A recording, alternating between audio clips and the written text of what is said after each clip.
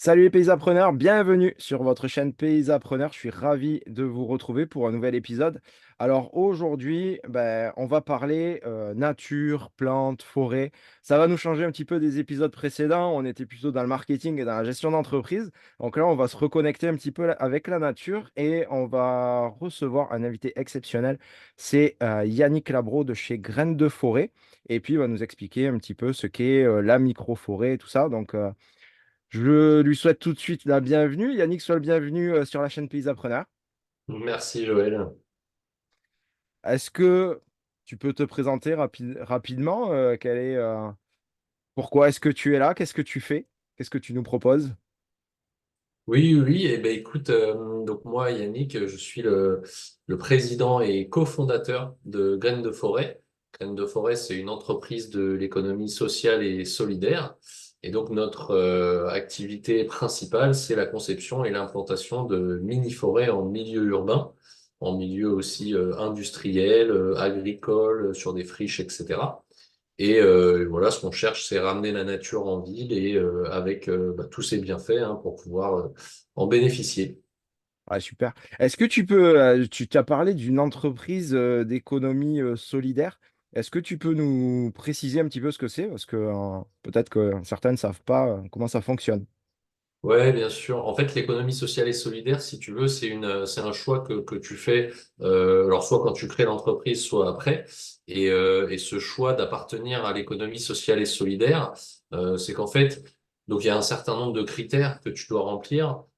Par exemple, donc dans ton objet social principal, tu dois avoir la recherche, effectivement, d'agir, soit pour un aspect social et ou environnemental, éducatif, etc.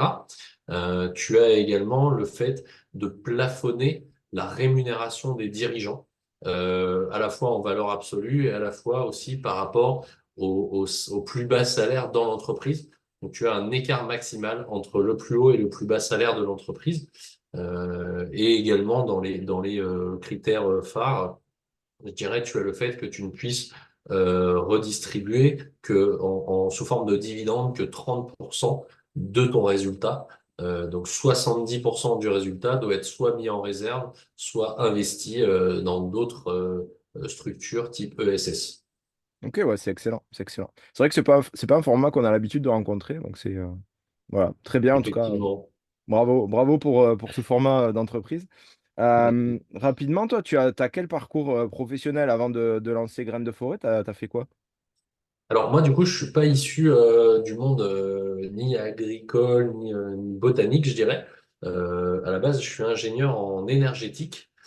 Et donc, j'ai travaillé pendant près de 15 ans dans l'efficacité énergétique. D'abord, pendant à peu près 8 ans, j'ai travaillé chez Engie, donc dans comment dire, ce qu'on appelle le CVC, donc c'est chauffage, ventilation, climatisation, et notamment dans l'exploitation et l'optimisation de sites du grand tertiaire parisien. Donc, j'allais vraiment, quand j'étais ingénieur en efficacité énergétique, j'ai été sur des sites tertiaires pour optimiser leur consommation d'énergie. Donc, j'ai fait ça pendant 3 ans. Et après, pendant 5 ans, j'ai été responsable de site. Donc là, j'étais sur des sites postés avec une équipe de techniciens, de contremaîtres, adjoints, etc., pour faire vraiment l'exploitation technique du site. Et j'ai été sur des sites tels que la Cité des Sciences et de l'Industrie, le Parc des Expositions de la Porte de Versailles, le siège social de Dassault Aviation. Donc voilà, je fais ça pendant 8 ans. C'est un monde dans lequel j'ai appris énormément de choses. Et ensuite, j'ai voulu changer, voir d'autres choses et notamment voir d'autres types de structures. Donc j'ai rejoint ce qui à l'époque était une start-up donc en 2015 qui commençait à grandir dans les C2E, les certificats d'économie d'énergie, et qui voulait créer un bureau d'études. Donc en fait, ils m'ont recruté pour ça. Donc j'ai créé le bureau d'études, j'ai développé les offres d'ingénierie en efficacité énergétique. Donc là, on était vraiment axé sur l'industrie. Et après, on est passé, voilà, je suis resté 7 ans dans cette structure et on est passé de 20 personnes à 200 personnes. Et en 2020, juste avant la crise du Covid, j'ai pris la direction d'une filiale parce que la petite start-up était devenue un groupe. Et donc voilà, j'avais la direction de la filiale B2B qui s'appelait Neutrali. Et donc, voilà, on faisait de l'ingénierie et du financement pour l'efficacité énergétique dans l'industrie. Et ensuite, voilà, j'ai quitté ce monde-là début 2022. Et ensuite, bah voilà, j'ai un peu réfléchi. J'avais envie de créer ma propre entreprise, d'être vraiment mon propre patron. Et avec mon meilleur ami, on en discutait depuis plusieurs mois, années. Et du coup, c'est ainsi qu'est venue la création de Graines de Forêt début 2023. Ok. Et donc, dans Graines de forêt, vous faites de l'implantation de micro-forêts. Oui. Qu'est-ce qui t'a amené? Parce que, ok, tu es dans l'énergie, dans les grands groupes, les startups et tout. Qu'est-ce qui t'a amené à t'intéresser à la microforêt et après de monter ta boîte là-dessus? Mais dans un premier temps, d'où vient cet intérêt-là? Effectivement, la suite logique est pas évidente, mais il y en a une.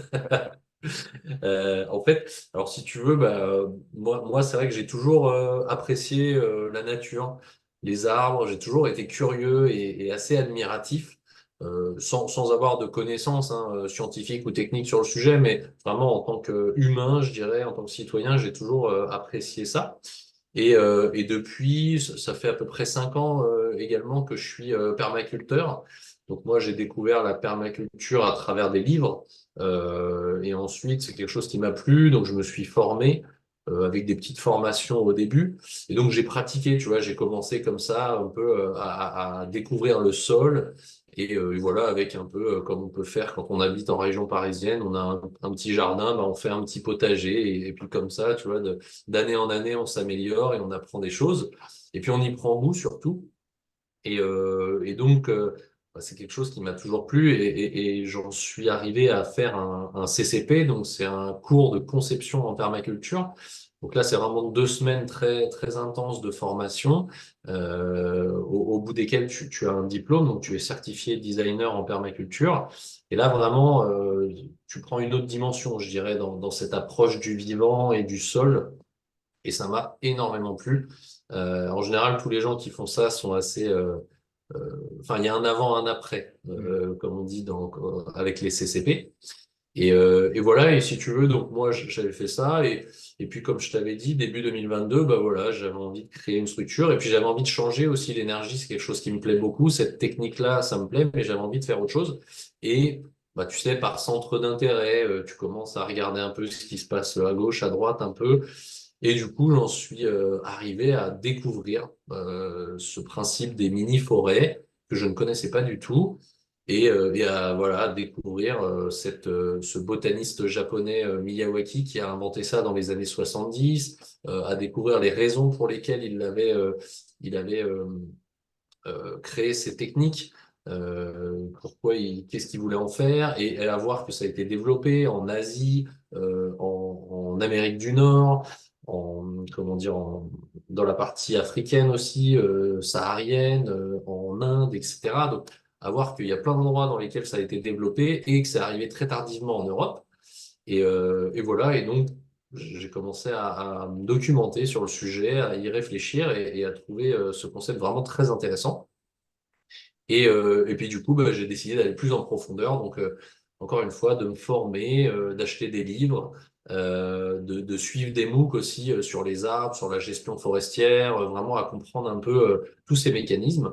Et on a pas mal travaillé sur ce sujet avec mon associé. Donc, on en a discuté et on a pris la décision de lancer notre entreprise dans ce domaine-là, qui finalement, si tu veux, nous, comme on l'a vu, c'est que et alors, ce qu'on a fait par le passé, donc effectivement, l'énergie, l'efficacité énergétique, c'est une manière de diminuer les émissions de gaz à effet de serre, donc l'impact de l'homme hein, sur la nature et sur le vivant.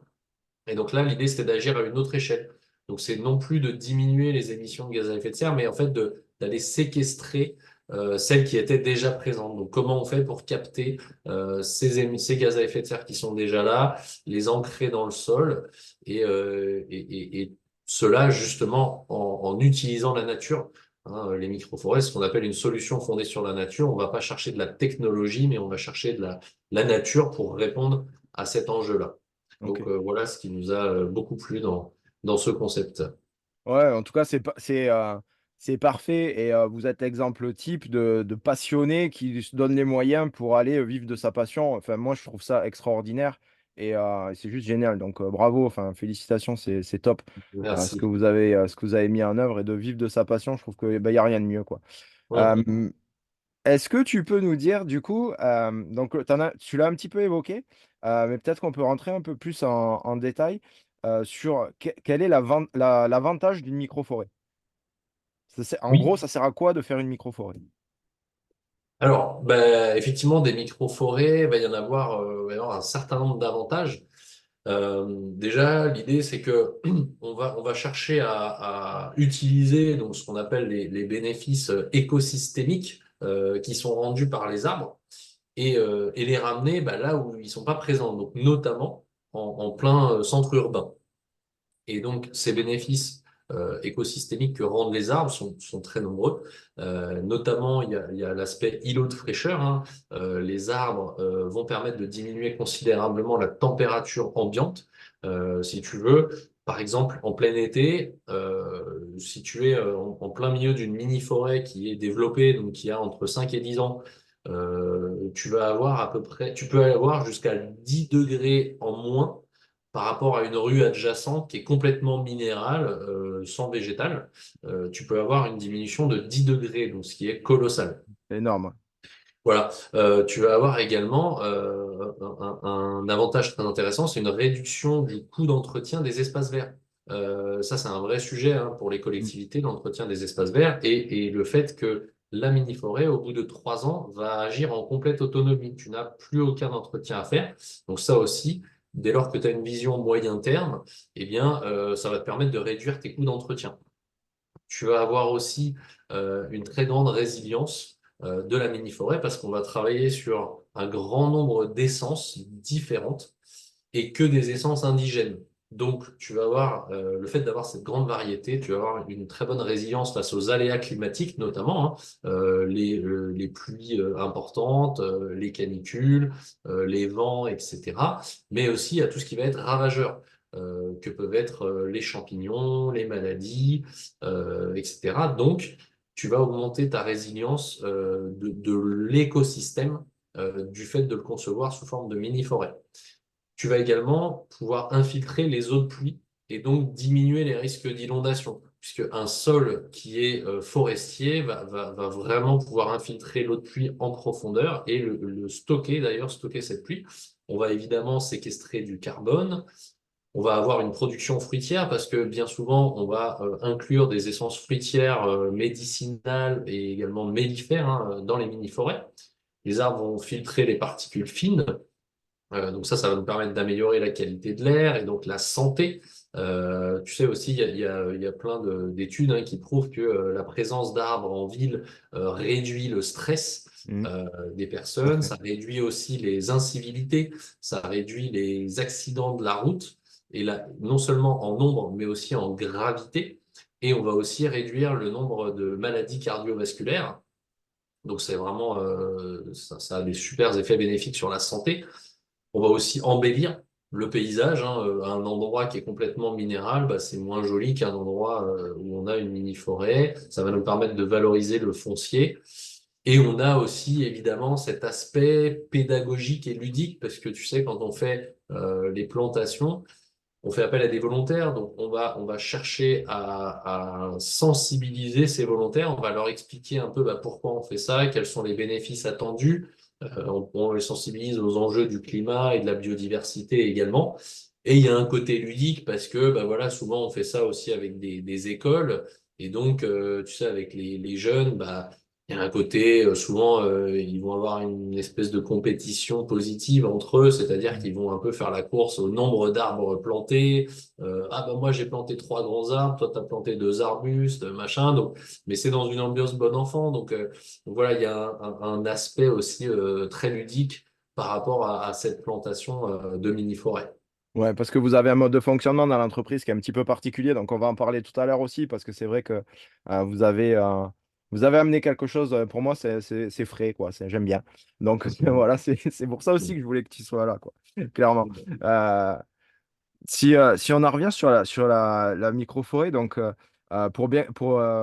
C'est clair que tu nous as partagé énormément d'avantages. Tu nous as aussi dit en introduction que ça datait des années 70, c'est ça? Donc il y a du recul dessus. C'est quoi exactement l'historique de ce concept-là?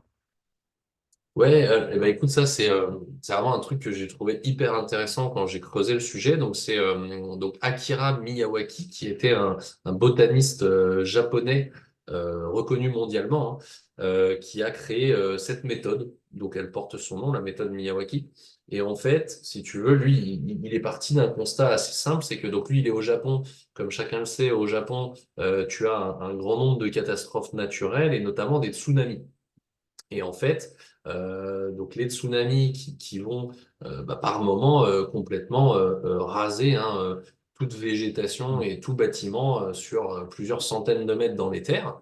Et en fait, lui, il a fait un constat qu'au début, il n'a pas compris, mais en fait, il s'est rendu compte que il y a des endroits où il y avait des tsunamis où vraiment tu avais tout qui était rasé, donc tous les végétaux, tous les bâtiments, toute construction, il n'y avait plus rien.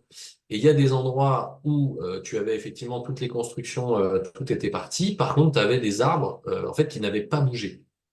Et si tu veux, il a commencé à se poser la question, à se dire, mais comment ça se fait? Enfin, je comprends pas. Comment c'est possible avec des tsunamis de même intensité, hein. Il s'est dit, mais comment ça se fait que j'ai des arbres qui restent en place alors qu'il y en a d'autres qui sont complètement balayés? Et c'est quelque chose qui se reproduisait, hein. C'est pas une fois comme ça anecdotique. Et donc, il a commencé à se poser la question, et il comprenait pas. Et en fait, il a découvert que ces arbres-là, qui étaient en fait, qui restaient en place malgré la puissance des tsunamis, eh bien, en fait, c'était des arbres qui étaient indigènes du Japon. Ils étaient vraiment originaires de là depuis des siècles et des siècles. Et donc, c'était ceux qui étaient le plus adaptés au type de sol et au climat et le mieux enracinés. Il a fait cette découverte, d'ailleurs, il a fait ça un peu par hasard. Il a appris ça parce qu'en fait, il s'est rendu compte que c'était ces arbres-là qu'on retrouvait près des cimetières.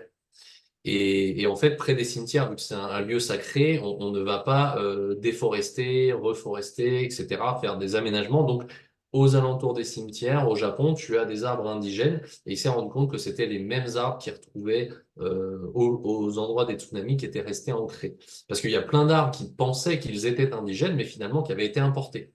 Et en fait, nous, c'est pareil. En France, ça fait à peu près, ça fait entre 300 et 500 ans qu'on importe des arbres en France. Et donc, il faut aller chercher avant pour savoir quelles étaient les essences indigènes. Et donc, si tu veux, lui, c'est ça le principe, c'est qu'il s'est dit, bah, donc je comprends que quand j'ai des essences indigènes, elles vont mieux s'enraciner et elles vont mieux résister. Et donc, ce qu'il a voulu faire, c'est créer un moyen d'avoir une espèce de barrière naturelle avec ces tsunamis, parce qu'en fait, si tu as effectivement, hein, une barrière végétale dense face au tsunami sur le front de mer, bah, tu vas pouvoir casser la puissance du tsunami et ainsi limiter les dégâts dans les terres, en fait. Et donc Ok. lui, c'est comme ça qu'il a pensé ce concept et qu'il s'est dit, bah, du coup, je vais trouver une manière de recréer rapidement un écosystème forestier qui soit complexe et qui soit dense, très résilient, et puis qui soit composé uniquement d'essences indigènes. Donc c'est comme ça qu'est venu le concept de la forêt Miyawaki ou méthode Miyawaki. Et après, voilà, donc ça, il l'a créé au Japon. Il l'a expérimenté donc au Japon. Il a été pas mal aux États-Unis aussi pour l'expérimenter. Et après, il a eu aussi des disciples un peu dans le monde entier, notamment en Inde, qui l'ont suivi et qui ont eh bien, déployé ces techniques. Et par contre, voilà, c'est arrivé très tardivement en Europe, hein. C'est arrivé dans les années 2010 en Europe. Donc, sur ce coup-là, on est bien en retard par rapport à nos voisins d'autres continents. Ok, ouais. Et du coup, puisque tu me disais, enfin, c'est depuis les années 70 et on a bien, je pense que tout le monde a bien compris le pourquoi, du comment et puis le concept.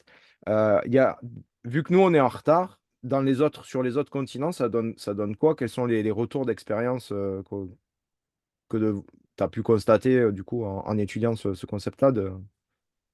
Eh bien, tu vas avoir, si tu veux, vraiment une renaturation de certaines zones, puisque tu as des endroits même dans le désert où carrément ils ont réussi à faire revenir la pluie, puisque en fait, tu sais, c'est les arbres qui génèrent la pluie, et des endroits complètement désertiques, ils ont réussi à faire revenir la pluie, des endroits complètement arides, des sols complètement secs, eh bien, ils ont réussi à ramener une végétation luxuriante avec cette technique, donc vraiment dans plusieurs endroits du monde, en fait.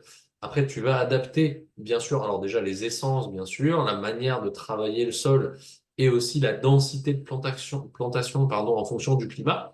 Puisque nous, par exemple, si tu veux, sous nos latitudes, on est à peu près entre 2 et 3 arbres qu'on plante par mètre carré, donc ce qui est vraiment dense, hein. Mais Ouais. si tu es sur des climats tropicaux, là, tu peux aller jusqu'à 4 voire 5 arbres au mètre carré. Et Ok. voilà. Et en fait, ce qui a été constaté, c'est, encore une fois, sous des latitudes tropicales, là, tu vas avoir une croissance sur les 5 premières années d'à peu près 1 mètre par an en moyenne. Chez nous, climat plutôt tempéré, continental, on va avoir une croissance entre 70 et 90 centimètres par an sur les premières années, ce qui est déjà énorme. Ouais. Et cette croissance-là, elle intervient justement parce qu'il y a de la densité ou c'est Oui. la mise en place qui fait que? Alors, ouais, et effectivement, il y a plusieurs facteurs qui jouent. Déjà, le choix du site, il faut quand même choisir judicieusement l'emplacement, tu vois. Faut que tu étudies notamment l'ensoleillement, hein, hiver, été. Faut que tu étudies aussi la pluviométrie, t'assurer que les végétaux auront quand même ce dont ils ont besoin. Ensuite, donc ce qu'on fait, c'est qu'on fait des analyses de sol, on fait des prélèvements à plusieurs endroits du sol, à différentes profondeurs et on envoie ça en laboratoire et du coup, ça va nous donner des informations intéressantes sur la nature du sol, à la fois en termes de texture et de composition. Et on va venir amender le sol, donc avec des matériaux naturels hein, uniquement, mais en fait, on va préparer le sol à la fois au niveau de sa structure et à la fois au niveau de sa composition pour qu'il soit dans les conditions idéales pour accueillir les arbres de cette mini-forêt. Donc vraiment, voilà, on va venir nourrir cette mini-forêt et ces arbres pour les 3 premières années. Parce qu'après, au bout de 3 ans, on considère que le cycle est lancé et que donc, si tu veux, ils vont eux-mêmes produire la biomasse dont ils auront besoin pour se nourrir. Il y aura la vie du sol qui sera suffisamment développée pour qu'il y ait cette machine, en fait, sera lancée au bout de 3 ans. Mais pendant les 3 premières années, on va donner un coup de pouce. Et on va avoir effectivement aussi cette densité de plantation qui va avoir deux effets. Le premier effet, c'est que eh bien, puisque comme on disait, 3 arbres au mètre carré, c'est important. Ouais. Alors, on ne plante pas 3 grands arbres hein, au mètre carré, on travaille sur 4 niveaux de hauteur différentes à maturité, mais on ne met pas 4 grands arbres sur un même mètre carré.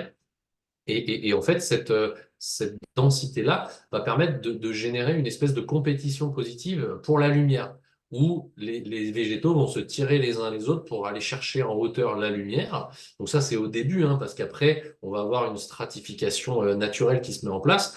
Et d'ailleurs, tous les végétaux n'ont pas les mêmes besoins en lumière. Donc on va avoir, chacun va étaler son besoin en lumière et la croissance va aller avec. Et également, cette densité de plantation va te permettre d'avoir un réseau racinaire vraiment bien développé avec les mycorhizes qui vont permettre eh bien, que les arbres s'entraident au lieu de se combattre. Ok. Et donc, du coup, la microforêt prend et ça pousse. Et sur les 3 premières années, tu disais que le système, il est autonome au bout de 3 ans. Euh, Vous préparez pour justement pour que ça passe ces 3 premières années. Il y a, Hum. il y a quoi comme entretien à faire? J'imagine que vous ne plantez pas des sujets de 2 mètres de haut déjà. Donc, Non, non, non, bien sûr. voilà. On va chercher des jeunes sujets pour plusieurs raisons, hein. Déjà, parce que vu qu'il y en a un certain nombre, alors oui, c'est vrai qu'on n'a pas parlé de la taille des mini-forêts, mais les mini-forêts, tu peux les implanter à partir de 100 mètres carrés. Donc ça, c'est ce qu'a défini Miyawaki en disant que 100 mètres carrés, c'était la taille minimale pour recréer un écosystème forestier complexe. Ok. Avec toute la vie qui va avec. Et donc, tu vois bien, si tu prends par exemple 200 ou 300 mètres carrés, ça te fait tout de suite 600 ou 900 arbres à planter. Mm. Donc, c'est tout de suite important. Et donc, bah, tu as un sujet déjà de logistique pour pouvoir manipuler les arbres. Tu vois, si c'est des arbres de 2 mètres, ça va être compliqué. Alors qu'effectivement, on va prendre plutôt des sujets qui ont entre 60 et 80 centimètres, un an et demi d'âge. Donc déjà, c'est beaucoup plus facile à manipuler. Ensuite, quand tu prends des sujets plus jeunes, bah, tu vas avoir un meilleur enracinement. On va avoir une reprise et un enracinement qui vont être meilleurs que si tu as des sujets plus âgés. Et également, bah, en termes de coût, nous, on s'approvisionne chez les pépiniéristes qui sont labellisés. Et en fait, un sujet qui a 1 an ou 1 an et demi coûte beaucoup moins cher qu'un sujet qui a 3, 4 ou 5 ans. Et donc, ça permet aussi de réduire, enfin, de maîtriser le coût global du projet, en fait. Ok. Ouais, ça ça s'entend, c'est logique. Voilà. Et donc, oui, pardon. Après, ouais, une fois que tu as mis ces arbrisseaux, puisqu'ils sont tout petits, Oui. en place, j'imagine qu'il doit falloir les protéger, enfin, il doit y avoir plein de choses à faire. Qu'est-ce que vous faites pour ça? Comment vous faites? Oui.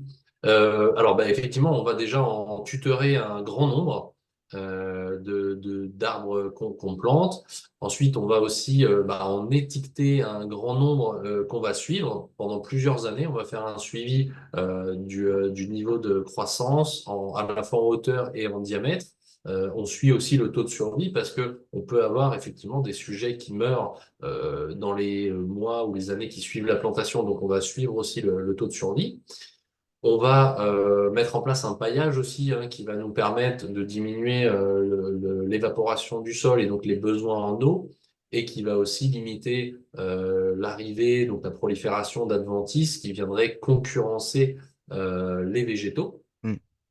Et ensuite, on va effectivement installer une clôture qui va nous permettre, pendant les premières années, eh bien, de protéger cette mini-forêt et de la laisser grandir parce que elle peut être sujette à, enfin, après ça dépend où elle est située, mais peut y avoir si elle est en pleine ville, tu vois, peut y avoir des passants qui marcheraient sur les végétaux, des chiens, etc. Donc l'idée, c'est vraiment de la protéger, de la laisser se constituer pour qu'après, au bout de 3 4 ans, bah, on puisse retirer la clôture et que là, elle soit vraiment dans son état naturel et qu'elle puisse être empruntée, pratiquée par les chemins qu'on y aura fait, par les habitants du quartier.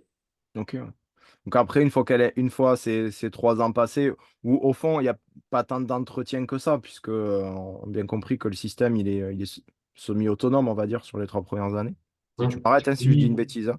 Non, non, bah, c'est ça en fait, si tu veux, il y a un suivi, une vigilance à avoir aussi. Si par exemple on a des fortes canicules, tu vois, des durées, enfin des périodes de sécheresse qui sont longues avec des fortes températures et des canicules, bah là on va prévoir un arrosage. On va aussi vérifier s'il n'y a pas besoin de rajouter du paillage. Si jamais le paillage soit est consommé par le sol, soit il s'envole, bah, on va pouvoir en rajouter.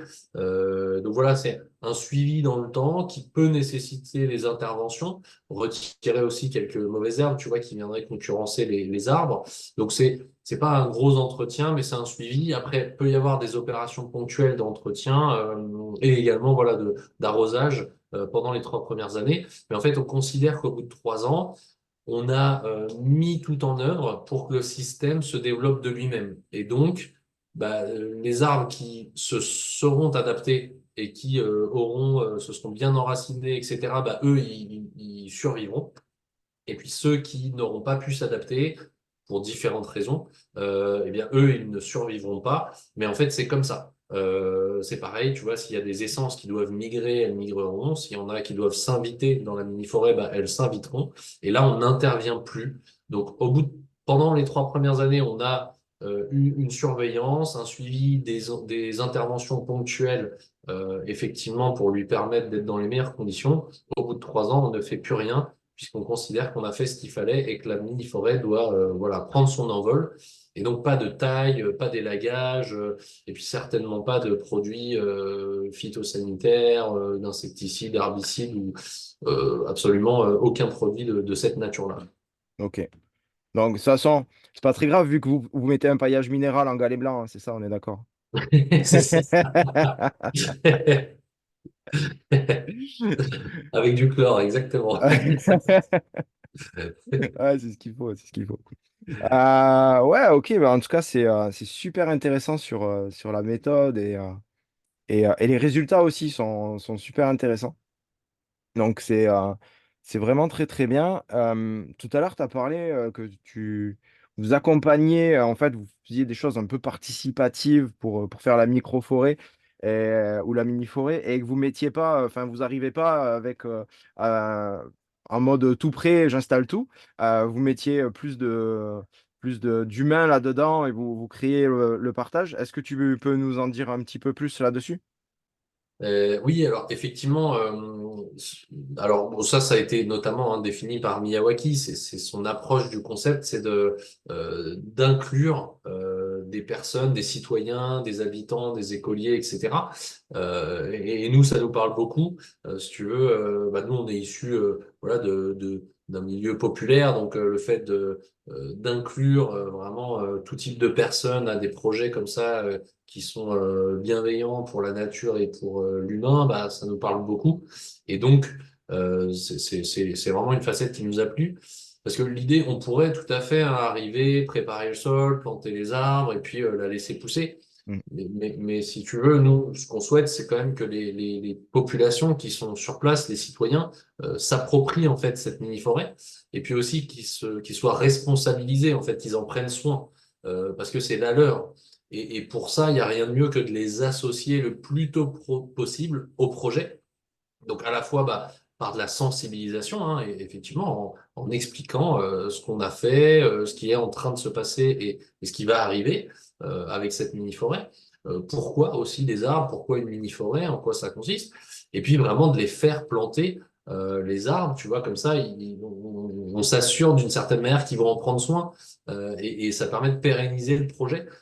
Tu vois, enfin, moi, j'ai pas fait cette expérience étant enfant, mais j'imagine que, tu vois, si tu es dans une classe et que tu vas faire cette activité dans un espace qui est à côté de chez toi, bah, en fait, tous les jours, tu vas passer devant cet espace et puis au fur et à mesure des années, enfin, tu vois, si tu plantes quand tu es en CE2, bah, quand tu es en cinquième, quatrième, enfin, tu vois les arbres qui, voilà, qui t'ont dépassé alors qu'avant, au début, ils étaient tout petits à côté de toi et là, ils font 10 fois ta taille. Donc, je me dis, c'est quand même assez génial de suivre ça dans le temps. Ça permet aussi de prendre la mesure du temps et de l'importance du temps pour les arbres, qui n'est pas le même que pour les humains. mm. Et je pense qu'il y a beaucoup de bienfaits à ça. Donc oui, sensibiliser les planteurs, les volontaires et les faire planter. Parce que c'est pareil, en plus, tu sais, t'as ce côté, enfin, voilà, mettre les mains dans la terre, avoir les pieds et les mains dans la terre, se reconnecter au vivant, au sol, ça a quelque chose de super bienfaiteur.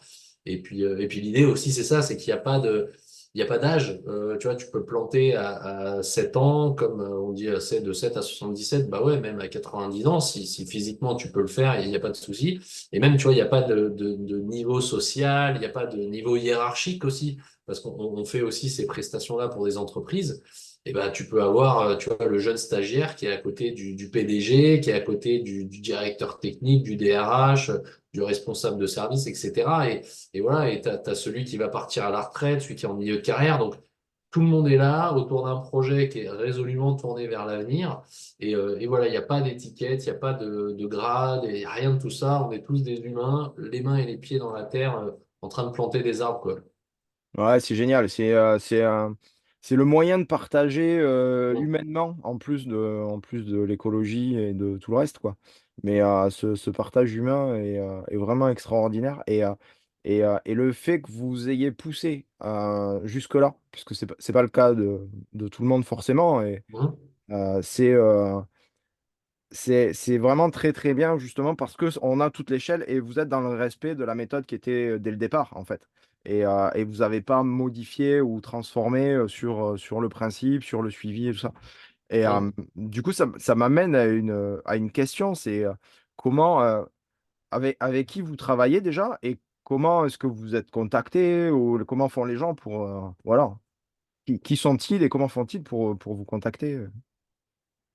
Ouais, ben, alors du coup, déjà, nous, tu vois, on a un certain nombre de partenaires qu'on va aller chercher en fonction du projet, parce que, alors nous, on intervient dans toute la France. On est basé à Rennes en Bretagne, mais on intervient sur tout le territoire. Et nous, c'est pareil, ce qui est important pour nous, c'est d'impliquer les acteurs locaux.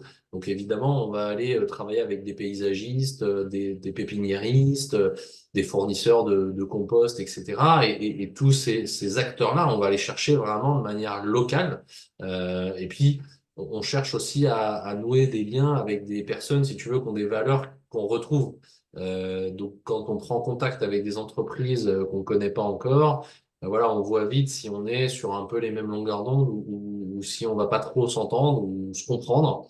Et donc, on force pas le trait non plus. Et voilà, et après, nous, au niveau de nos clients, c'est pour l'instant, nos deux premiers types de clients, c'est soit des collectivités, soit des entreprises.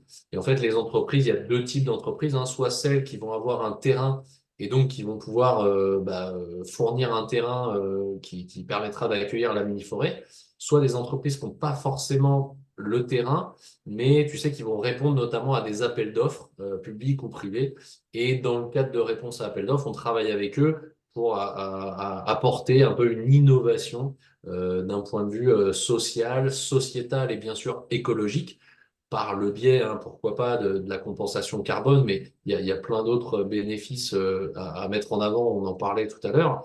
Et donc voilà, pour l'instant, nos deux principaux clients sont les collectivités et les entreprises, mais après, on cherche aussi à travailler avec des agriculteurs, hein, notamment pour mettre en place des haies bocagères sous l'aspect de mini-forêt, et même pourquoi pas après des particuliers, parce que on est assez persuadé que la tendance dans les années 2030-2040, ce sera pas forcément d'avoir une piscine, mais ce sera plus d'avoir une mini-forêt dans son jardin. Ah ouais, c'est tout à fait possible. Et enfin, j'ai le sentiment qu'on on trouve un engouement encore peut-être modéré, mais c'est sûr que ça va se développer parce qu'il y a une sensibilité à l'écologie, à l'environnement, à l'empreinte carbone, enfin, à plein de choses en fait qui vont conduire, je pense, les gens d'une manière générale et même effectivement les particuliers à s'orienter vers ce type de procédé qui vont permettre d'embellir le jardin. Et on a notamment sur les dernières études, en tout cas qui montrent que les gens ont une tendance dans leur jardin à laisser une zone qu'ils appellent rendue à la nature ou ce genre de choses. Ouais. Et c'est des zones qui ne sont pas aménagées entièrement. Ça veut dire que quand on voit le monde du paysage évolue, quoi, que ce qu'on faisait dans les années je vais pas faire mon vieux de quand j'ai commencé à faire des jardins fin des années 90, mais en gros, c'était ça, fin 90, 2000. On faisait des jardins absolument tirés au cordeau, aseptisés, on désherbait partout, enfin voilà. Mm. Et on voit que les mentalités petit à petit évoluent et vont se diriger vers des choses plus naturelles, ce qui ne veut pas dire que les jardins ne seront pas structurés, hein, bien au-delà, mais Mm. c'est des structures qui sont différentes. On va plus s'orienter sur peut-être des jardins anglais que des jardins français à la française. Mm. Et donc, du coup, on voit les gens qui veulent ce retour à la nature là et laisser des zones dans leur jardin. On parle même pas de maintenant du composteur et des choses comme ça, mais je pense que ça en fait partie. Et vous êtes dans cette tendance-là, dans ce move-là, et qui me semble être en tout cas orienté vers l'avenir et vers l'évolution des jardins. Donc, effectivement, Mm. m- Ouais, m- ouais, je te rejoins. Effectivement, c'est la fameuse zone 5 en permaculture. Ce qu'on appelle la zone 5, c'est la zone dans laquelle tu n'interviens pas. Tu peux aller te promener éventuellement, mais tu ne fais strictement rien. C'est là où voilà, tu laisses la nature œuvrer par elle-même. Effectivement, comme on le disait, vu que tu peux le faire à partir d'espaces qui comprennent 100 mètres carrés. C'est vrai que ça dépend où tu habites, mais c'est vrai que si t'es pas dans un milieu trop urbain, trop dense, tu peux facilement avoir 100 mètres carrés de bout de terrain et donc tu peux imaginer implanter une mini-forêt. Et, euh, et, c'est ça aussi l'intérêt, enfin le concept qui fait que c'est complètement différent d'une forêt entre guillemets classique ou d'un système forestier, c'est que nous, on va pas chercher une production par les arbres en fait. Les arbres, typiquement, on va pas les couper. Il n'y a pas d'horizon de coupe. on va pas chercher à produire du bois, contrairement à une forêt qui est cultivée en France où voilà, on va avoir effectivement la sylvothérapie qui va, pardon, la sylviculture qui va s'appliquer avec derrière un certain nombre d'interventions de l'homme. Nous, on est plutôt sur les bienfaits de la forêt en elle-même et lui laisser la place de s'exprimer et voilà, et que la nature fasse son œuvre. Ouais. J'allais dire, on ne pratique pas la sylvothérapie et la sylviculture en même temps, mais ça peut faire mal. Mais Ouais, ouais, t'as raison, exactement. Ouais. il y C'est en a qui clair. ont eu des problèmes avec ça. Ah, c'est excellent. En tout cas, bravo pour ce que vous faites. Bravo pour le concept. Bravo pour, voilà, pour vivre de votre passion et partager vos valeurs. Et encore une fois, je me répète peut-être, mais c'est vraiment top. C'est génial. Et c'est un message aussi à tous ces entrepreneurs peut-être qui n'osent pas, qui ont envie, mais qui n'osent Hum, pas vivre de leur passion ou affirmer leur valeur dans leur entreprise en disant, ouais, mais les clients, ils veulent ci, ils veulent ça. Mais à un moment, vas-y, affirme tes valeurs. De toute façon, ça paye. Et au-delà du principe de micro-forêt et tout ça, je pense s'il y avait quelque chose à retenir aussi de cet entretien aujourd'hui, c'est que voilà, allez-y, vivez de vos passions, affirmez-vous, et au final, c'est ça qui fera de vous, que vous serez fiers de vous, que vous aurez fait ce que vous savez être juste, et ça vous enlèvera pas du chiffre d'affaires, c'est promis juré, ça va même vous en amener plus. Donc voilà, vivez de et- votre passion, c'est le top. Ouais, c'est clair. Bah, ça t'apporte voilà une cohérence aussi dans ta manière d'être. T'es aligné avec tes valeurs, ce que tu as envie de faire. Et c'est vrai que d'une certaine manière, après, enfin, quand tu bosses, t'as plus trop l'impression de bosser. Enfin, après, évidemment, quand tu crées une entreprise, il y a beaucoup de tâches administratives notamment, voilà, qui sont vraiment apparentées à du boulot. Mais quand tu fais ton job et que tu fais l'activité que tu as choisie, t'as pas l'impression de bosser en fait. Ouais, c'est ça. Et puis, quand tu as des tâches que tu t'aimes pas faire, elles passent franchement mieux quand tu as une belle mission devant toi, quoi. Donc, voilà, Exactement. tout passe mieux. En vrai, tout passe mieux.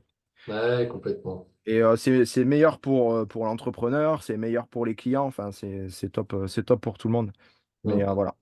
Euh, En tout cas, merci Yannick d'avoir été sur la chaîne Paysapreneur. Avant de Merci à partir, toi. j'ai une question. Peut-être que certains là, qui nous ont vus sur YouTube ou écoutés en podcast se posent la question, c'est, bah voilà, j'ai bien aimé Yannick, j'ai bien aimé le concept de graines de forêt. Comment est-ce que je peux les contacter? Comment est-ce que je peux les retrouver pour faire une synergie ou peut-être pour un projet? Voilà. Donc, où c'est on peut vous retrouver? Bah écoute, alors physiquement, on est basé à Rennes, mais après, comme je te disais, on intervient dans toute la France. Et du coup, bah, nous, on a un site internet, Graines de forêt. Alors, je précise que c'est graines au pluriel et forêt au pluriel.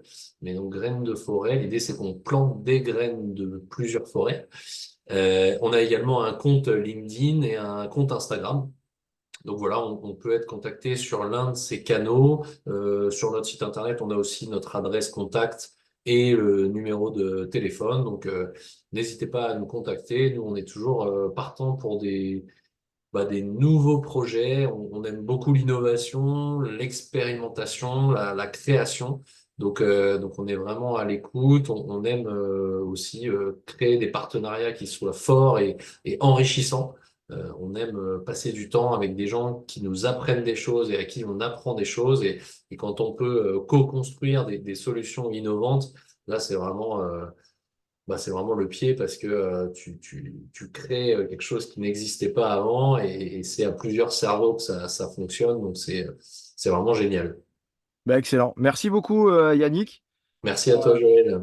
Vive la nature et vive les plantes, ce serait le mot de la fin, Yes. hein. Allez, Ouais, exactement. Vive les arbres. merci beaucoup en tout cas. À très bientôt. À bientôt. Et voilà, j'espère que l'épisode du jour t'a plu. N'hésite pas à mettre un commentaire sous la vidéo ou sous l'épisode de podcast. Ça me fera très très plaisir. Je me ferai tout un plaisir de répondre à tes questions.